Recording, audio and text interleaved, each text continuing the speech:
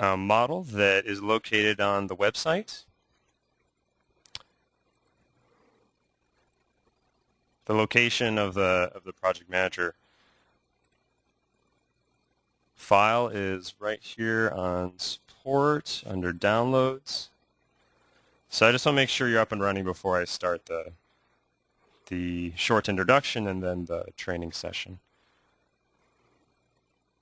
And that's located right here. So make sure to locate your digital project on your desktop. Give it a double click, let it start up. It may take a minute or so to start up. And I'm going to give just a short introduction to the first in our series of webinars here at Gehry Technologies. So the theme of this first webinar is going to be how large-scale fine details. So basically how digital project deals with very large-scale models, but at a very, very high level of detail. And this first one, if you're already an expert in digital project, then this first one's going to be a lot of review for you. It's basically just going to be navigation. But we're going to get into some of the sophisticated, at least methodologies that digital project uses to handle large building models.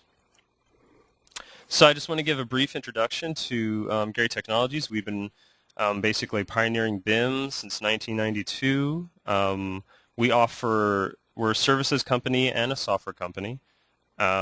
We engage, as it says here, we engage our clients basically to reduce risk, costs, and basically coordinating a very highly detailed building model for our clients. In addition, we develop Digital Project, which is a software, a building information software that's based upon the CATIA platform that was developed by Dassault Systems.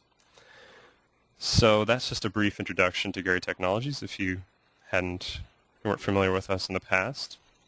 Obviously, with the name Gehry, we started our company from Frank Gehry's architectural efforts, and so it's an outcome of that. Just a brief introduction. So I'm Nuri Miller. I basically develop a lot of the curriculum here at Gehry Technologies, and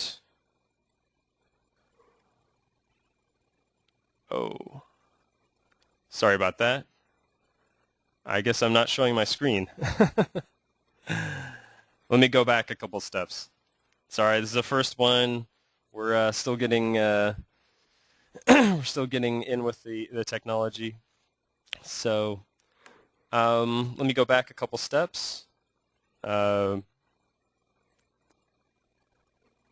already explained the firm. So basically, I develop new curriculum based upon the methodologies that we develop here at Gehry Technologies in the services that we offer. So in real projects, we have methods that we've developed. So this first this first webinar series is going to be the next couple months, basically every week on Wednesdays at 9 a.m. Pacific time. We're going to go over a wider range of tools, which will give everyone a basic framework for how to use Digital Project as a BIM tool to manage large-scale building models, virtual design for construction models, and so the purpose of this is to quickly get you up to speed with the Digital Project. Now, before I start this real quick, I want to make sure that everyone that is up and running has the model. So you should have downloaded the model located, as I showed before, though I didn't realize you weren't seeing my screen, that it's located here on the website under Digital Project Manager Model. So Hopefully you've downloaded that, unzipped it, and now that you have Visual Project open, go to File, Open, and we're going to open up the mar.cat product. So we're going to let that open up while I continue the presentation. So I'm going to click Open. And the first time you open Digital Project, let me go back a step real quick. Sorry, I forgot to point out something.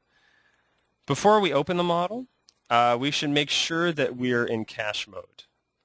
And this is very important because basically when you're dealing with such a large building model, you don't want to have to load the whole model in memory. So the first thing we need to do actually is go to Tools, Options, and as you see, there's a wide array of options down here. But if we expand Project Center and go down to our project window, we see cache activation. We want to make sure that's turned on. Now, when you first turn it on, it's going to ask you to restart the application. So you're going to have to make sure to turn that on, click OK, and you're going to have to click out and just restart. But the second time you restart, it's going to start up much, much faster. So I just want to make sure that everyone already has that set up. If this is your first time using Digital Project, then that option probably won't be turned on. So let me go back to the presentation briefly. I wanted to show a few projects that we work on here at Gehry Technologies, and just talk about the scale that we deal with. So this is a project that we're doing currently in Mexico City for, as you can see below, 20 metro stations over 24 kilometers. Now you can imagine a typical BIM model deals with a single building, a lot of systems, a certain level of detail. But what we're dealing with here, and this is a particularly large project, is 24 kilometers, one model with a high level of detail down to the nuts and bolts in many cases. And I'll explain a little later how it is that Digital Project can handle such a large array of model information. And what are the specific methods it uses to deal with that? So here's just another example. Here's a single building, but obviously the Beijing Olympic Stadium. Again, the structure is fully detailed. So there's a high level of detail in many of these models. And so again, just wanted to show. Here's another example of a high level of mechanical detail. Now I just want to say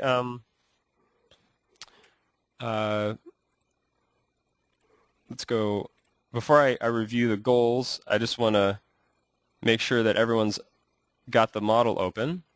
So now that we've made sure that we're in cache mode, I'm going to go to File, Open, and open up the mar.cat product. Click Open.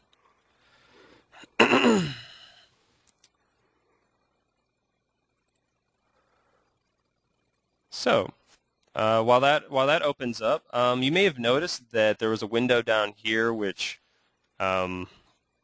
showed that it's creating a CGR model. And I'll explain that a little bit later, but basically that's a way the Digital Project is able to handle large amounts of model data. So the goals for this presentation are that you gain a knowledge of navigating within a large and detailed digital model and realize it's not very hard. It's actually fairly easy once you get used to the environment and the conventions used for organizing a model. Understanding the specific methods, and again that goes back to what I mentioned just pointed out briefly about the CGR